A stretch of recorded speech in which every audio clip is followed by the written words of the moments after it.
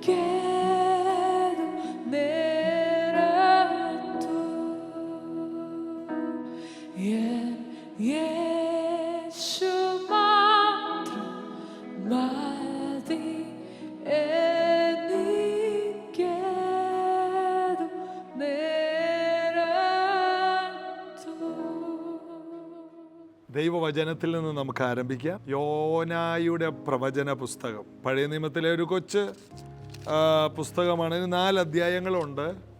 യോനായുടെ പ്രവചന പുസ്തകത്തിലെ ആദ്യത്തെ അധ്യായത്തിൻ്റെ ആദ്യത്തെ ഭാഗം.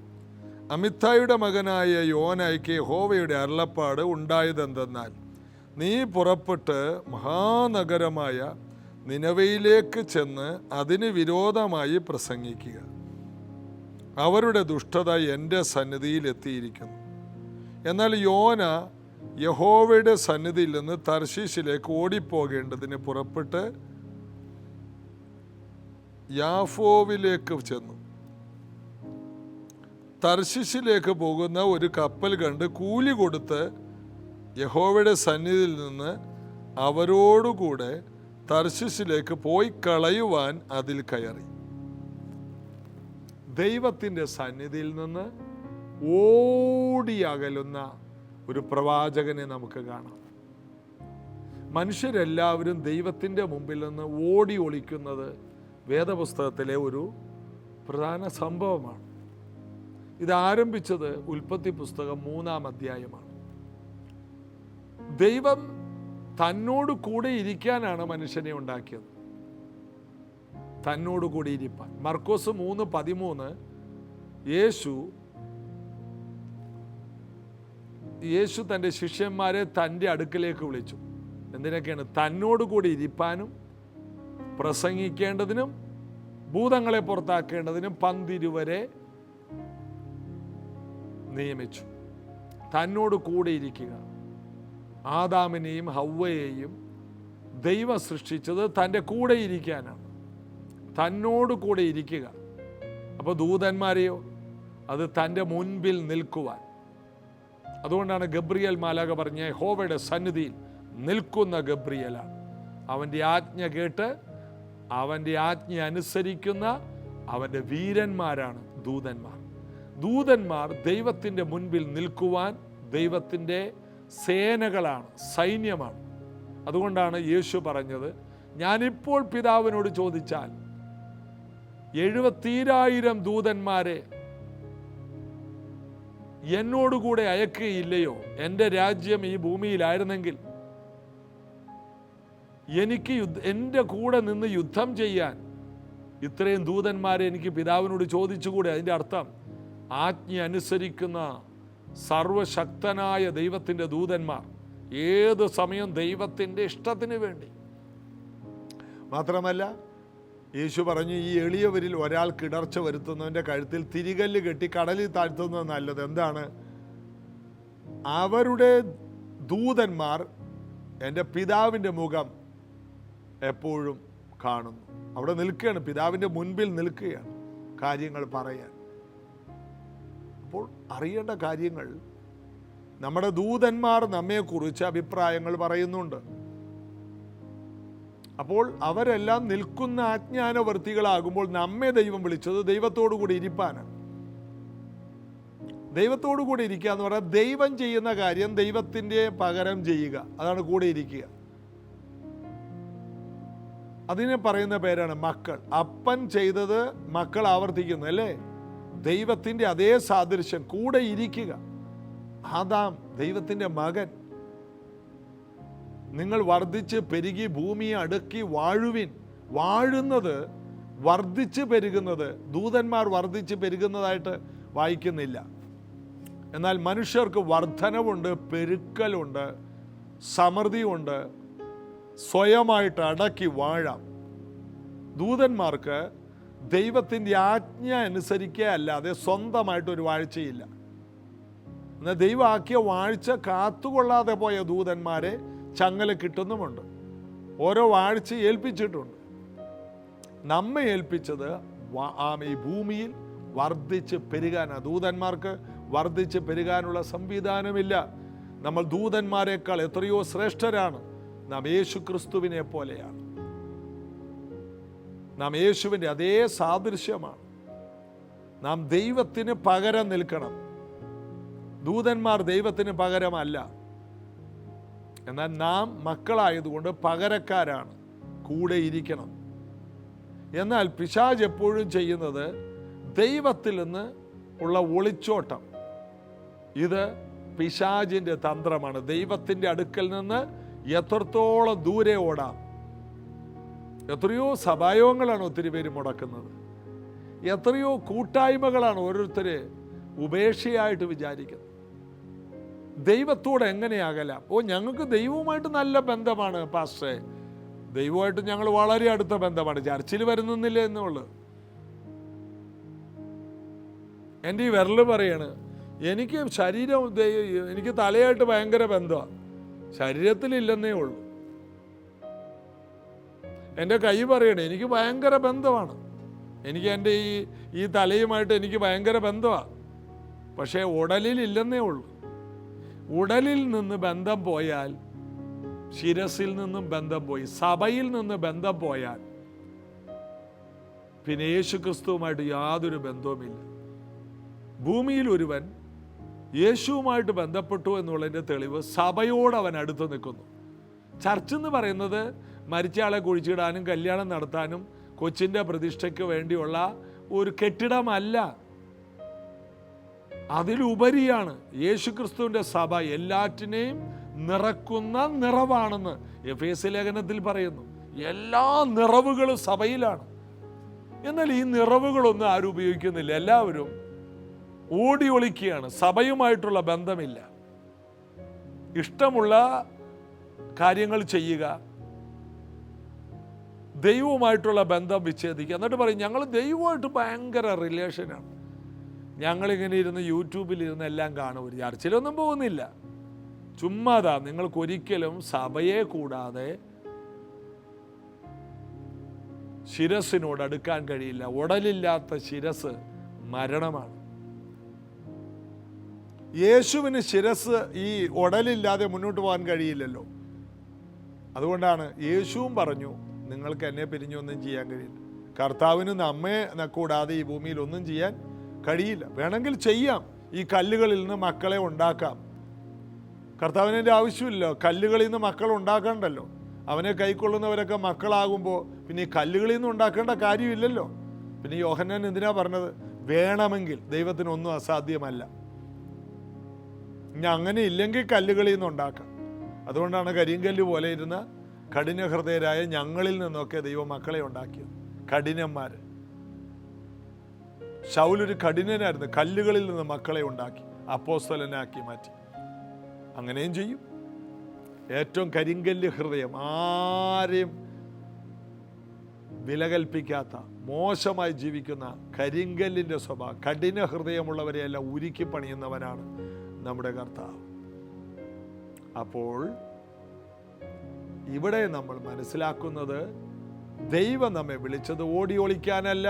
ആദാമേ, നീ എവിടെ? കർത്താവേ, ഞങ്ങൾ നീ വരുന്ന കാലൊച്ചൊക്കെ കേട്ടിട്ട് ഞങ്ങൾ ഓടി ഒളിച്ചു, ഞങ്ങൾ നഗ്നരാണ്. ആരിത് പറഞ്ഞു? ചെയ്യരുതെന്ന് പറഞ്ഞ കാര്യം ചെയ്തോ? അതെ, പാപം ചെയ്തു. പാപം ചെയ്യുന്നവരാണ് ഓടി ഒളിക്കുന്നത്. പാപം ജീവിതത്തിലുള്ളവർക്കേ ഓടി ഒളിക്കാൻ കഴിയും. യോന എന്തുകൊണ്ടാണ് ഓടി ഒളിക്കുന്നത്? ദൈവം പറഞ്ഞു, നിനവയോട് നീ സുവിശേഷം പറയണം, ആ ജനങ്ങൾ നശിച്ചു പോകുന്നു. അതുകൊണ്ട് അവരോട് ഒരു ദൂത് പറയണം, നിങ്ങളുടെ വിരോധമായി പ്രസംഗിക്കണം. അനുകൂലമല്ല, വിരോധമായി. 40 ദിവസം കഴിഞ്ഞാൽ നിങ്ങളുടെ വീട്, നിങ്ങളുടെ രാജ്യം നശിക്കും. തീ കൊണ്ട് സോദോം ഗൊമോറ പോലെ വെന്തുരുകിപ്പോകും. യോനക്കറിയാം, ഈ ദൈവത്തെ വർഷങ്ങളായിട്ട് അറിയാവുന്നതുകൊണ്ട് യോനക്ക് ഒരു കാര്യം അറിയാം, ഈ ദൈവം ദേഷ്യപ്പെടുകയും ചെയ്യും, ഏറ്റുപറഞ്ഞാൽ അനുദപിക്കുകയും ചെയ്യും. കോപമുള്ള ദൈവമാണ്, അപ്പോൾ തന്നെ അനുദപിക്കും. എങ്ങനെ യോനക്കറിയാം? നെഹമ്യാവ് പ്രാർത്ഥിക്കുന്നുണ്ട്, ദൈവമേ, നിനക്ക് വിരോധമായി പാപം ചെയ്തവരെ നീ ഭൂമിയുടെ അറ്റം വരെ ചിതറിക്കുമെന്നും ഏറ്റുപറഞ്ഞ് മടങ്ങി വന്നാൽ അവരെ ഭൂമിയുടെ അറുതികളിൽ നിന്ന് ശേഖരിക്കുമെന്ന് അരുളി ചെയ്ത ദൈവമേ, ഞാനും ഈ ജനവും ചെയ്ത പാപങ്ങളെ പൊറുക്കണമേ. ദൈവം ഉടനെ അനുദപിച്ചു. ഒരു സർക്കാർ ജോലിക്കാരനെ, രാജാവിൻ്റെ പാനപാത്ര വാഹകനായ നെഹമ്യാവിനെ വലിയ ദൗത്യം ഏൽപ്പിച്ചു. ഒരു രാജ്യത്തെ വീണ്ടും പണിയാൻ, യെരുശലേമിൻ്റെ മതിലുകളെ പണിയുവാൻ, ദേവാലയത്തെ പണിയുവാൻ, രാജ്യത്തെ മാറ്റിമറിക്കാൻ ഒരു ഉദ്യോഗസ്ഥനെ ദൈവം ഉപയോഗിച്ചു. ഏറ്റുപറയുന്നവർക്ക് കരുണ ലഭിക്കും. എത്ര വലിയൊരു ഭാഗ്യമാണ്! ദൈവത്തിലോട്ട് മടങ്ങി വന്നാൽ കരുണ ലഭിക്കും. യോനയ്ക്ക് ഇത് ഇഷ്ടമല്ല. കാരണം എന്താണ്? ദൈവം ഇവരെ കൊല്ലണം, ഇവർ രക്ഷപ്പെടരുത്. അങ്ങനൊരു മനോഭാവമുള്ളവരാരാ? ജീവിതത്തിൽ തെറ്റുകൾ കയ്പുള്ളവരാണ്, ഹൃദയകാഠിന്യമുള്ളവരാണ്. ആ നാട് രക്ഷപ്പെടരുത്. എന്നിട്ട് ഇവൻ ഓടി. ദൈവം കാറ്റടിപ്പിച്ചു, കടലിൽ യോന വീണു. യോനയെ കടലിലോട്ട് കപ്പൽക്കാരിട്ടു. ചരിത്രം അറിയാം. കടലാന, മീൻ യോനയും കൊണ്ട് വീണ്ടും നിനവെ കടൽ തീരത്ത് ഛർദ്ദിച്ചു. ഒരു ദിവസത്തെ വഴിദൂരെ യാത്ര ചെയ്ത് യോന 40 ദിവസത്തിനുള്ളിൽ ഈ നാട് നശിക്കുമെന്ന് പറഞ്ഞു. രാജാവും പ്രജകളും മൃഗങ്ങൾ ഉൾപ്പെടെ 3 ദിവസം കുടിക്കുകയോ തിന്നുകയോ ചെയ്യാതെ ചാക്ക് ധരിച്ചിരുന്നു. ദൈവം വരുത്തുമെന്ന് പറഞ്ഞ അനർത്ഥം മാറ്റിക്കളഞ്ഞു. അനർത്ഥം കാണാൻ യോന അവിടെ കാത്തിരുന്നു. അനർത്ഥം നടന്നില്ല. യോന കോപിച്ചു. ഉടനെ ദൈവം പറഞ്ഞു, ഇടം കൈയും വലം കൈയും തിരിച്ചറിയാത്ത ഇവരെക്കുറിച്ച് എനിക്ക് അയ്യോഭാവം കാണിക്കണ്ടേ? ഇവർ പാവങ്ങളല്ലേ, അതിനല്ലേ നിന്നെ വിട്ടത്. അപ്പൊ യോന ദൈവസന്നിധിയിൽ ഓടിയത് അവൻ ഉദ്ദേശിച്ച അവൻ്റെ കുറെ താല്പര്യങ്ങൾ നടന്നില്ല. അതുകൊണ്ട് അവൻ ഓടിയത്. വേറെ ഒരുവൻ ഒളിച്ചോട്ടം നടത്തി. ഏലിയാവ് ഒരു ഭീഷണിയുടെ നടുവിലാണ് ഓടിയത്. ദൈവത്തിൻ്റെ സന്നിധിയിൽ നിന്ന് തീയിറക്കി ദൈവജനത്തെ മുഴുവനും ദൈവത്തിലേക്ക് മടക്കി വരുത്തിയവൻ ഒരു സ്ത്രീയുടെ വാക്ക് കേട്ട് ഒളിച്ചോട്ടം നടത്തി. ചൂരച്ചെടിയുടെ തണലിൽ കിടന്നുകൊണ്ട് മരണം എന്ന് പറയണം, മരിച്ചാ മതി എന്ന് പറയുന്നവർ ദൈവത്തിൽ നിന്ന് ഓടിയവരാണ്. സ്ത്രീയുടെ മുമ്പിൽ നിന്നല്ല അവൻ ഓടിയത്. ഇന്നലകളിൽ എഴുന്നേറ്റ് ശോഭിച്ചവൻ ഇന്ന് പറയണം മരിച്ചാ മതിയെന്ന്. എന്നാൽ ദൈവം സ്വർഗത്തിൽ നിന്നൊരു ദൂതനെ അയച്ച് അവൻ അപ്പവും വെള്ളവും ഉറക്കവും കൊടുക്കുന്നു. അതായത് പേടിച്ചവർക്ക്, ക്ഷീണിച്ചവർക്ക്, മടുത്തവർക്ക് ദൈവം വിശ്രമം കൊടുക്കുക. അപ്പം ദൈവം വിശ്രമമാണ് കൊടുക്കുന്നത്. ഏലിയാവേ, ഉറങ്ങിക്കോ, എഴുന്നേറ്റ് കഴിക്ക്, പിന്നെയും കിടന്നുറങ്ങും, എഴുന്നേറ്റ് കഴിക്ക്, പിന്നെയും കിടന്നുറങ്ങും. അപ്പം ദൈവം എത്ര നല്ലവനാണ്. ദൈവം അവനെ വിശ്രമം കൊടുത്തു. എന്നിട്ട് അവനെ തള്ളിക്കളയുന്നില്ല, ബലപ്പെടുത്തിയിട്ട് ദൈവം വീണ്ടും അവനെ ആ മലയിൽ വെച്ച്, ഹൊരേബ് മലയിൽ വെച്ച് അവനെ വീണ്ടും ദൗത്യം ഏൽപ്പിക്കുകയാണ്. ഓടുന്നവരെ എല്ലാം വീണ്ടും ദൗത്യങ്ങൾ ഏൽപ്പിച്ച് പിന്നത്തേതിൽ മാനിക്കുന്നത് ദൈവത്തെയാണ് നാം കാണുന്നത്. അതായത് ദൈവത്തിൽ നിന്ന് ആര് ഒളിച്ചോടിയാലും അവരെ വീണ്ടും കർത്താവ് തിരിച്ചു പിടിക്കും. ഒരിക്കൽ കർത്താവ് കണ്ടതാണെങ്കിൽ. അതുകൊണ്ടാണ് ശീമോനെ, സാത്താൻ നിന്നെ കോതമ്പ് പോലെ പാറ്റുവാൻ, ലക്ഷ്യമില്ലാത്തവനാക്കി ചിതറിക്കാൻ നോക്കുന്നു. എന്നാൽ ഞാൻ നിന്റെ വിശ്വാസം പോകാതിരിപ്പാൻ നിനക്ക് വേണ്ടി അപേക്ഷിക്കും. എന്നാലും നീ പോകും, തിരിഞ്ഞു വരും, എന്നിട്ട് നീ ബാക്കിയുള്ളവരെ ഉറപ്പിക്കും. ഞാൻ പ്രാർത്ഥിക്കുന്നു, എന്നാൽ നീ പോകും. ഒരു ഒളിച്ചോട്ടം നടത്തും, നീ തള്ളിപ്പറഞ്ഞിട്ട് പോകും. ഞാൻ മരിച്ചു കഴിയുമ്പോൾ നീ മറ്റുള്ളവരെയും കൂടി വലിച്ചുകൊണ്ട് പോകും, എന്നാൽ നീ തിരിച്ചു വരും. അപ്പോൾ ഒളിച്ചോട്ടക്കാരെല്ലാം ദൈവത്തിലേക്ക് തിരിച്ചു വന്നേ മതിയാണ്. നിങ്ങളുടെ ഒളിച്ചോട്ടം കൊണ്ട് രാത്രി മുഴുവൻ അധ്വാനിച്ചുകൊണ്ട് ഒന്നും നടക്കാനും പോകുന്നില്ല. ആ ഒളിച്ചോട്ടക്കാരുടെ അടുക്കലെല്ലാം കർത്താവ് കൂടെ ഇരിക്കുന്നതാണ് നാം വായിക്കുന്നത്. അതുകൊണ്ട് ദൈവത്തിൽ നിന്ന് അകന്ന് നടക്കുന്ന അവസ്ഥയിൽ നിന്ന് എനിക്ക് നിങ്ങൾക്കും വലിയ ഒരു മടങ്ങി വരവ് വേണം. 91 സങ്കീർത്തനം 14 പറയുന്ന പോലെ, അവൻ എന്നോട് പറ്റിയിരുന്നാൽ ഞാൻ അവനെ വിടുവിക്കും. വിടുതൽ എവിടെ നിന്ന് വരുന്നു? പറ്റിയിരിക്കാനാണ്. കർത്താവിനോട് പറ്റിച്ചേരുന്നവൻ അവനുമായി ഏക ആത്മാവാണ്. ഭാര്യയുമായി പറ്റിച്ചേരുന്ന വ്യക്തി അവളുമായി ഒരു ശരീരമെന്നേ പറഞ്ഞിട്ടുള്ളൂ. ശരീരം ഭൂമി കൊണ്ട് തീരും, വിവാഹവും ഭൂമി കൊണ്ട് തീരും. ആത്മാവാണെങ്കിൽ നിലനിൽക്കുന്നതാണ്. കർത്താവിനോട് പറ്റിച്ചേരുന്ന 2 പേർ, കർത്താവ് ആത്മാവ്, പറ്റിച്ചേരുന്ന വ്യക്തി ആത്മാവ്, രണ്ടും ഒന്നായിത്തീരും. ഒരാത്മാവ് ഒന്നായിത്തീരും. നിത്യതയിലും അത് തുടരും. പറ്റിച്ചേരും. അവൻ എന്നോട് പറ്റിയിരുന്നാൽ ഞാൻ അവനെ വിടുവിക്കും. ഈ ദിവസങ്ങളിൽ പ്രശ്നങ്ങൾ എന്തെങ്കിലും വരട്ടെ എന്നേ ഓടരുത്. കർത്താവിനെ മുറുകെ പിടിക്കണം. കർത്താവിനോട് പറ്റി പിടിച്ച് കിടക്കണം. ഈ കാട്ടിലൊക്കെ നമ്മൾ യാത്ര പോകുമ്പോൾ, മൂന്നാർ, കട്ടപ്പന ഏരിയയിലോട്ടൊക്കെ പോകുമ്പോൾ, ഈ വഴിയിൽ ചെറിയ വെള്ളച്ചാട്ടമുള്ള സ്ഥലത്ത് നമ്മളിങ്ങനെ ഒരു ചായ കുടിക്കാനൊക്കെ ഒന്ന് വണ്ടി നിർത്തുമ്പോൾ കുറേ കുരങ്ങന്മാർ വരും. ഈ കുരങ്ങന്മാരുടെ നെഞ്ചത്ത് അതിൻ്റെ കുഞ്ഞ് പറ്റി പിടിച്ചിരിക്കും. ഈ കുരങ്ങൻ ഏതെല്ലാം മരത്തിൽ കൂടിയാണ് ചാടുന്നത്. അവിടെ നിന്ന് ചാടുന്നു, ഇവിടെ നിന്ന് ചാടുന്നു, ഇവിടെ നിന്ന് അപ്പുറത്തെ മരത്തിലോട്ട് ചാടുന്നു. പക്ഷേ ഈ കുഞ്ഞ് പറ്റിയിരിക്കുന്നതുകൊണ്ട് ഈ കുഞ്ഞിന് ചാടേണ്ട ആവശ്യമില്ല, വെറുതെ പറ്റിയിരുന്നാൽ മതി. മാത്രമല്ല, ഈ വലിയ കുരങ്ങ് തിന്നുന്നതിൻ്റെ കൂട്ടത്തിൽ ഇതിനും തീറ്റയും നടക്കുന്നുണ്ട്. പറ്റി പിടിച്ചിരിക്കുന്നു. ഇതുപോലെ നമ്മുടെ തള്ളയാകുന്ന കർത്താവിനോട് പറ്റിച്ചേർന്നിരുന്നാൽ നമ്മൾ വേറൊന്നും ചെയ്യേണ്ട ആവശ്യമില്ല. നമ്മുടെ എല്ലാ കാര്യങ്ങളും നടക്കും. പറ്റിച്ചേരുക, കർത്താവിനോട് ചേർന്നിരിക്കുക. ക്രിസ്തുവിനോട് ചേരുവാൻ സ്നാനമേറ്റ നാം ക്രിസ്തുവിനെ ധരിച്ചവർ, യേശുവുമായി ഒന്നായി തീരുക, യേശുവിനോട് ചേർന്നിരിക്കുക. കർത്താവിന് വിട്ടുള്ള ഒളിച്ചോട്ടങ്ങൾ അവസാനിപ്പിക്കുക. കർത്താവ് അനുഗ്രഹിക്കട്ടെ. ആത്മാവിൽ ജ്വലിക്കാം, ബലപ്പെടാം. കർത്താവിൻ്റെ മഹത്വം നമുക്ക് കാണാൻ നമ്മെ തന്നെ കൊടുക്കാം. പ്രാർത്ഥിക്കാം. യേശുവേ, ഇന്ന് കേട്ട വചനം പ്രകാരം ആരൊക്കെയോ കർത്താവിൽ നിന്ന് ഒളിച്ചോട്ടം നടത്തിയവരുണ്ട്, കർത്താവിൽ നിന്ന് അകന്ന് നടക്കുന്നവരുണ്ട്, പിണങ്ങി നടക്കുന്നവരുണ്ട്.